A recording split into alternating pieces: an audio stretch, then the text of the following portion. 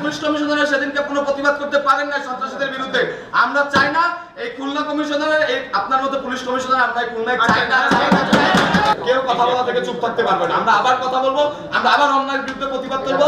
যদি কোনো রাজনৈতিক দল এরকম কোনো এজেন্টের নামে আমরা লোকতান্ত্রিক ছাত্রজনতা আবার নামবো, আমরা লাশের মিছিল ছাড়বো না।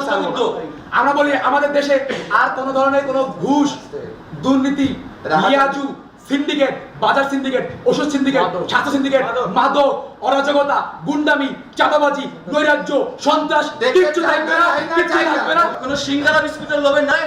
এই একটানা 35 দিনেরও বেশি সময় ধরে আন্দোলন করে তারা আমরা আতঙ্কে পুলিশের উপর করে এই দেশটাকে আমরা ঠিক করতেছি। আমি যখন শান্তিপূর্ণ মিছিল নিয়ে ফেরত যাচ্ছিলাম তখন কেন সেখানে দায়িত্বরত এপিবিএন এবং পুলিশ আমার উপর গুলি চালালো স্যার। আমার শরীরে 11টা গুলি লেগেছে, 11টা গুলি লেগেছে স্যার, 11টা গুলি, 11টা গুলি, এখানে 11টা গুলি লেগেছে।